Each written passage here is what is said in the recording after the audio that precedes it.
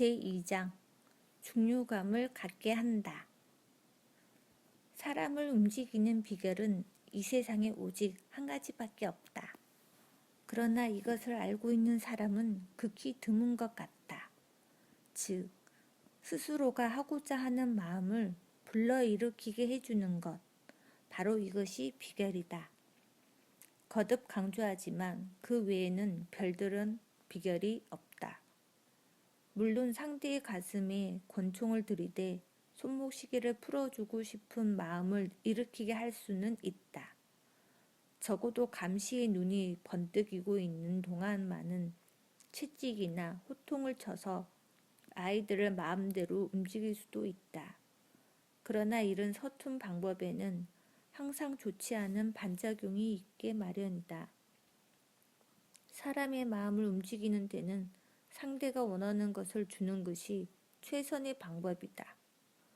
상대가 무엇을 원하고 있는가?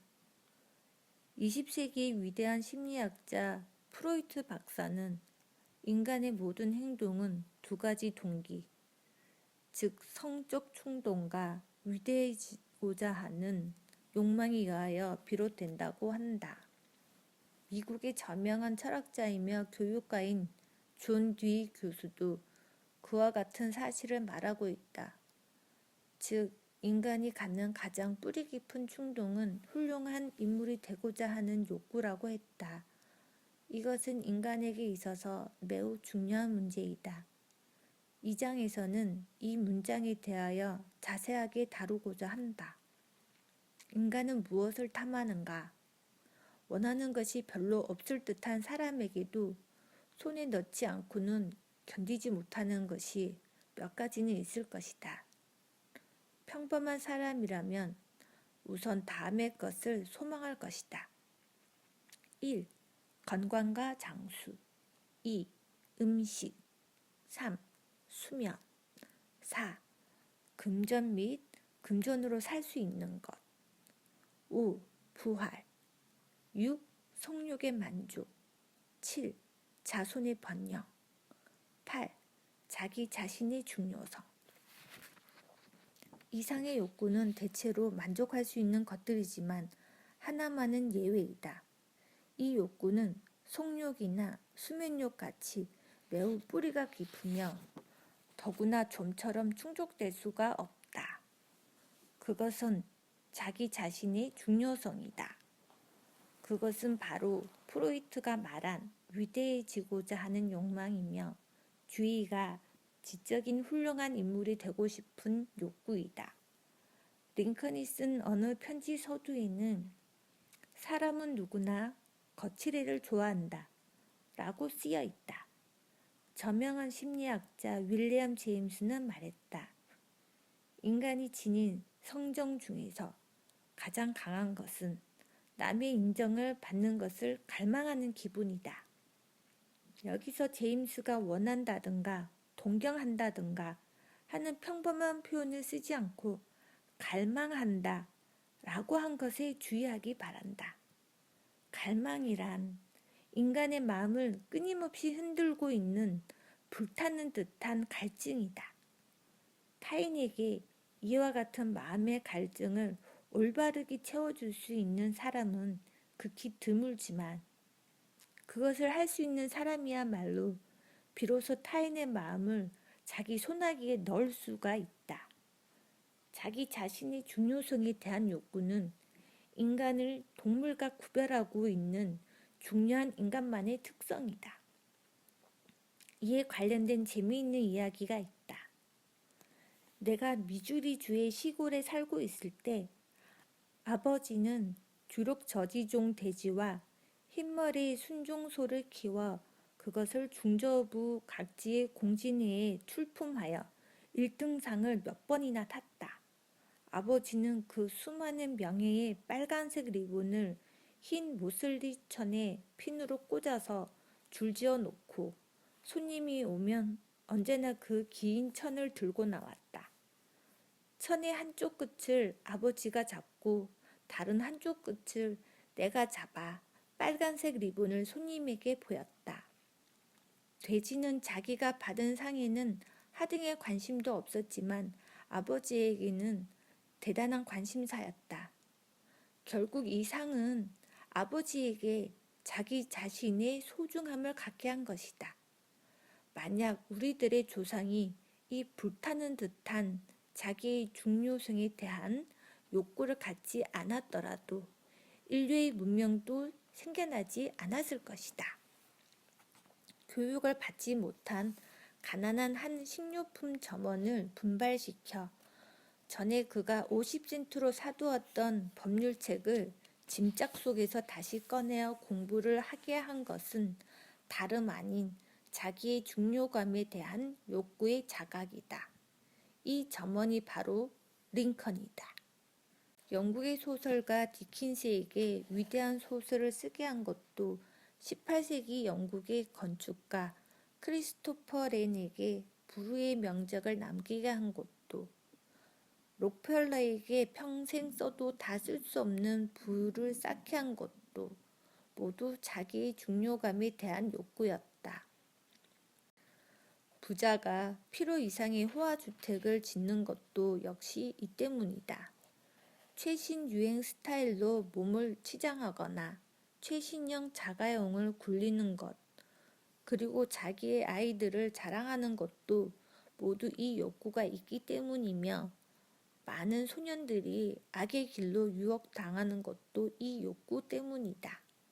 뉴욕의 경시총감이었던 마르네는 다음과 같이 말한다. 청소년 범죄자는 마치 자아의 덩어리 같다. 체포 후에 그들의 최초 요구는 자기를 영웅처럼 취급하여 크게 다룬 신문을 보여달라고 한다. 자기 자신이 베이비 루스나 아인슈타인, 린드버그, 루즈벨트 등의 사진과 함께 실린 것을 보면 전기 의자에 앉게 될 두려움마저 사라져 버리는 것이다. 자기의 중요감을 만족시키는 방법을 살펴보면 그가 어떤 사람인지 알 수 있다. 이것은 매우 의미 깊은 말이다. 가령 존 디 록펠러가 자기의 중요감을 채우기 위해 취한 방법은 알지도 못하는 중국의 빈민을 위하여 북경에 현대적인 병원을 세우도록 자금을 기부하는 것이다. 그러나 데일린자라는 사나이는 자기의 중요감을 만족시키기 위하여 절도, 은행 강도, 나중에는 살인범이 되어버렸다. 끝내 경간에 쫓겨서 미네소타의 어떤 농가로 도망쳐 들어갔을 때 그는 나는 데일린자다 라고 외쳤다. 자신이 휴학범임을 과시한 것이다. 나는 너희들을 괴롭힐 생각은 없다. 나는 데일린자다. 데일린자와 록펠러의 중요한 차이점은 자기의 중요감을 만족시키기 위하여 취한 방법의 차이이다. 유명인이 자기의 중요감을 채우기 위하여 노력한 중요한 예는 세상 어디서나 찾아볼 수 있다. 조지 워싱턴도 자신을 미 합중국 대통령 각하라고 불러주기를 원했다. 콜럼버스도 해군 대제독, 인도 총독이라는 칭호가 탐났던 것이다. 러시아의 캐더린 여왕은 자기에게 오는 편지 중에서 서두에 폐하라고 쓰여있지 않은 것은 거들떠 보지도 않았으며 또 링컨 부인은 대통령 관저에서 그랜트 장군 부인에게 무섭게 소리쳤다. 아이 참, 정말 당신이라는 사람은 미련하군요. 내가 앉으라는 말도 하기 전에 먼저 주저앉아 버리니 말이에요. 바드 소장이 이끄는 남극 탐험대에 미국의 100만 장자들이 자금 원조를 할 때 거기에는 남극 산맥에 자신들의 이름을 기록하라는 조건이 붙어 있었다. 또 프랑스의 대작가 빅토르 위고는 파리를 자기의 이름과 관련된 명칭으로 변경시키려는 엄청난 야망을 품고 있었다. 저 위대한 섹스피어까지도 자기의 이름에 금박을 입히기 위하여 금을 쌓아놓고 가문을 입수했다. 남의 동정과 관심을 끌어서 자기의 중요감을 만족시키기 위하여 꾀병을 핑계로 삼는 사람도 있다.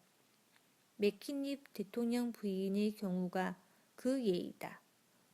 그녀는 자기의 중요감을 채우기 위하여 남편인 맥키니 대통령에게 중대한 국사를 소홀히 하게 하고 침실에 들게 하여 자기가 잠들 때까지 몇 시간이든 애무를 하게 하였다. 또 자신이 치아 치료를 받고 있는 동안 남편을 옆에서 한시도 떼놓지 않음으로써 자기의 욕구를 만족시키고 있었다. 그러다가 하루는 대통령이 긴급한 약속이 있어서 아무래도 부인을 치과의에게 맡기고 떠나지 않으면 안 될 처지에 이르렀다. 그 뒤에 얼마나 큰 소동이 일어났는지 말할 나위도 없다. 나는 어느 젊고 건강한 여성이 자기의 중요감을 만족시키기 위하여 환자가 되었다라는 이야기를 들은 일이 있다. 이 여성은 어느 날 어떤 정체물을 마음의 벽에 부딪혀 버렸다. 아마 그 벽은 그녀의 나이였던 모양이다. 이미 결혼한 나이는 지났고 미래에 대한 희망도 없는 고독한 세월이 그녀를 기다리고 있었을 뿐이다. 마침내 이 여성은 자리에 눕고 말았다. 그로부터 10년간 그녀의 늙은 어머니가 끼니 때마다 식사를 3층에 있는 침실에까지 날라다 주며 그녀를 간호했다. 그러던 어느 날 간호를 하다 지쳐버린 어머니가 쓰러져 그대로 숨을 거두고 말았다. 환자는 비탄에 잠겼으나 얼마 후에는 자리에서 일어나 처음과 같은 건강 상태로 되돌아왔다.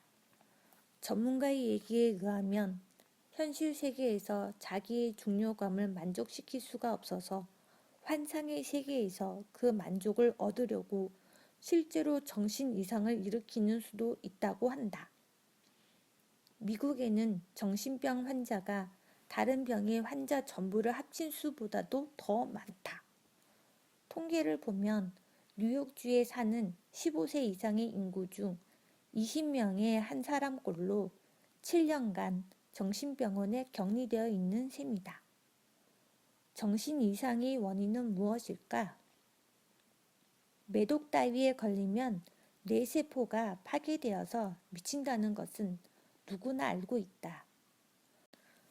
사실 정신병자의 약 절반은 뇌조직 장애, 알코올, 외상 등 신체적 원인 때문이지만 나머지는 뇌세포에서는 아무런 조직적인 결함을 찾아낼 수가 없다고 한다. 시체를 해부하여 뇌 조직을 가장 정밀한 현미경으로 조사하여 보아도 보통 사람과 아무런 차이가 없다는 것이다. 나는 이 사실을 어느 정신병원 원장에게 알아보았다. 그는 정신병 분야의 최고 권위자인데도 정직하게 인간이 왜 정신 이상을 일으키는지 알 수 없다고 말했다.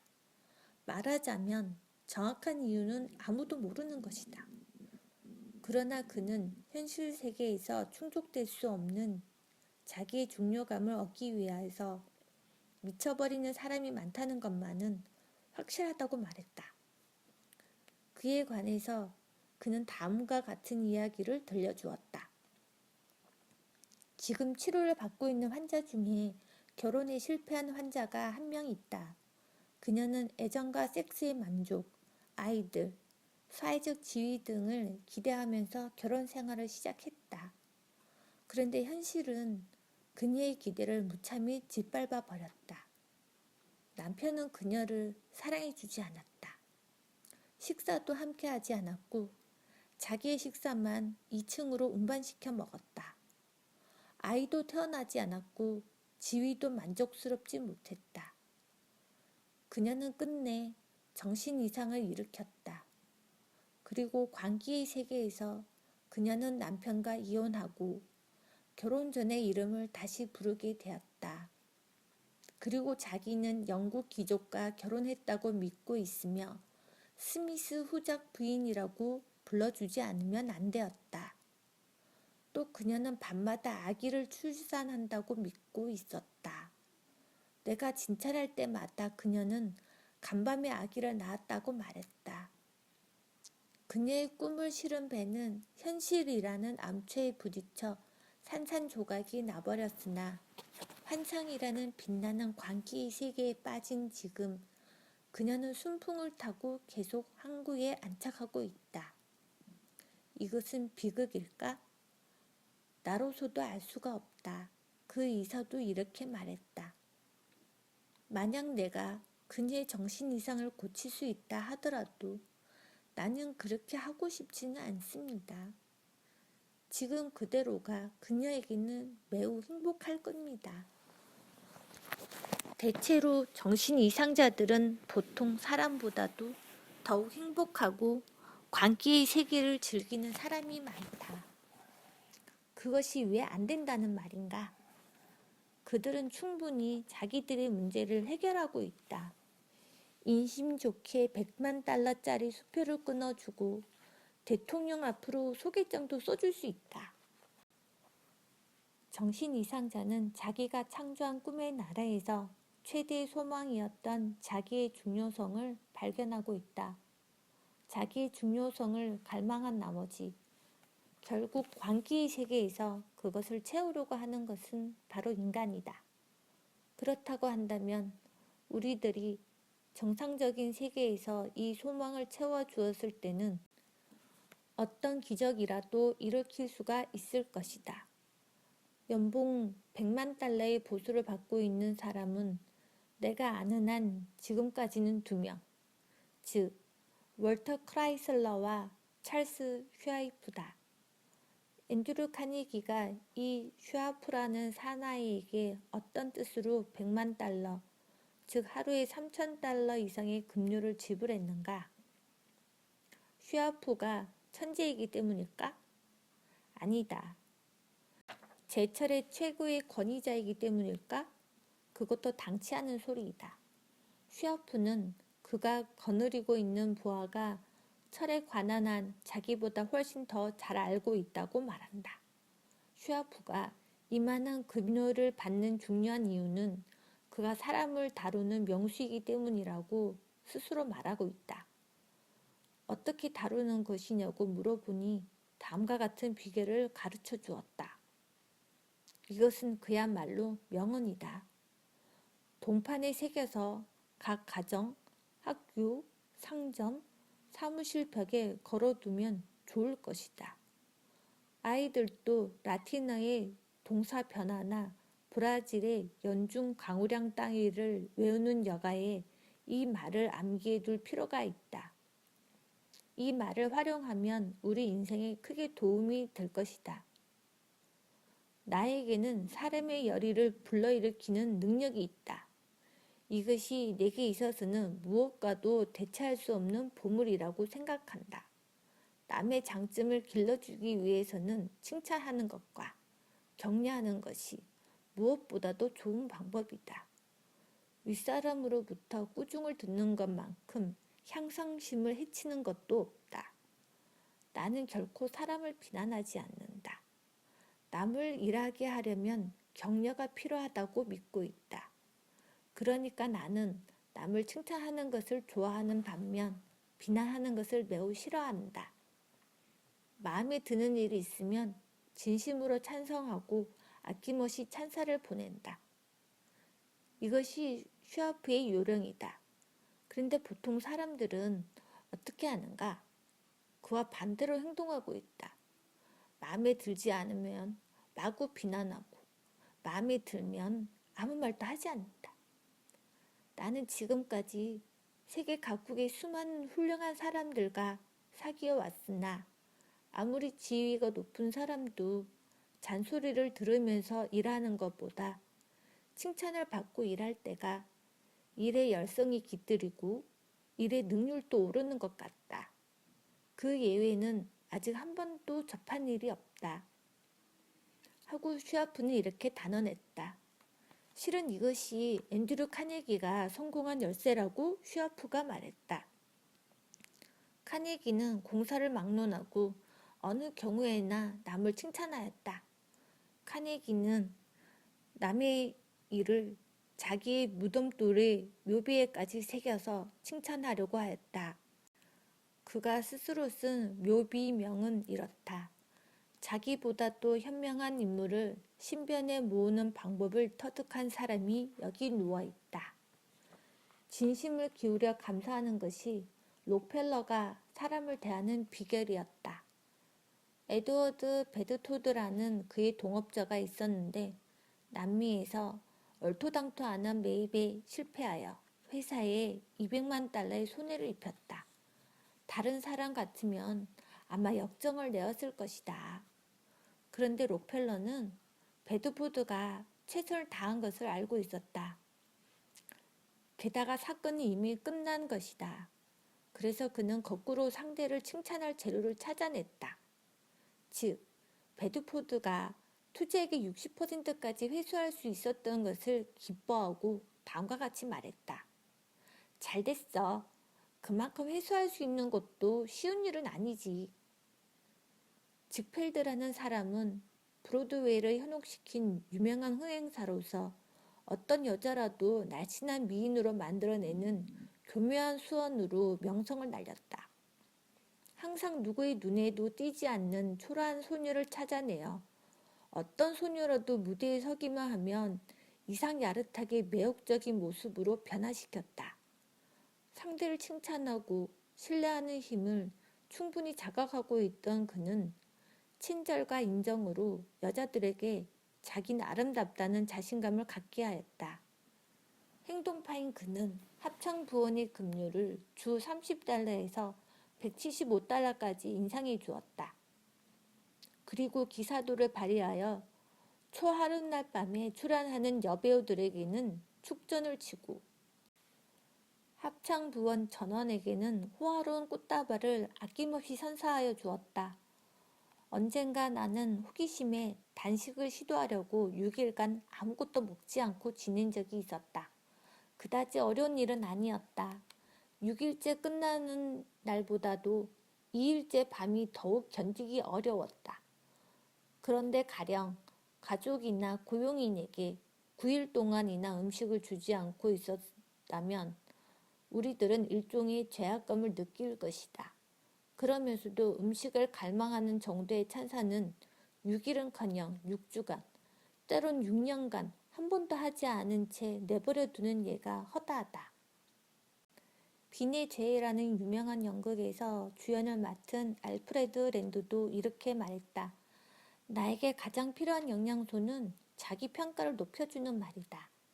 우리들은 자식이나 친구, 고용인의 육체에는 영향을 주지만 그들의 자기 평가에는 좀처럼 영향을 주지 않는다.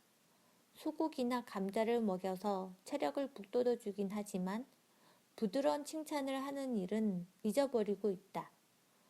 부드러운 칭찬의 말은 밤을 밝혀주는 별이 연주하는 음악처럼 언제까지나 기억에 남아 마음의 양식이 되는 법이다. 독자 중에는 이렇게 생각하는 사람도 있을 것이다. 무슨 소리? 다 시시한 얘기야. 아첨을 하라고? 비율을 맞추라고? 찬사를 늘어놓으라고? 그건 낡은 수법이야. 웬만한 사람에겐 아무런 소용도 없어. 물론 아첨은 분별 있는 사람에게는 통용되지 않는다. 아첨은 천박하고 이기적이며 성의가 없다. 그렇지만 굶어 죽기 직전에 인간이 풀이나 벌레 등 닥치는 대로 먹는 것처럼 무엇이든지 닥치는 대로 집어삼킬 만큼 찬세에 굶주린 사람들도 세상에 있다는 것도 사실이다. 무디바니 형제가 몇 번씩이나 화제의 결혼에 성공한 것은 어떤 이유 때문일까? 왕자라고 별명이 붙었던 이 두 사람은 어떻게 해서 영화의 미인 스타와 세계적으로 유명한 가수, 게다가 10센트 상점을 경영하는 백만장자 바바라 하튼을 연달아 자기 여자로 만들 수 있었는가? 도대체 어떤 방법을 썼을까? 무디바니 형제의 어떤 특징이 여성을 매혹시켰는가? 많은 사람은 이상하게 생각하고 있다.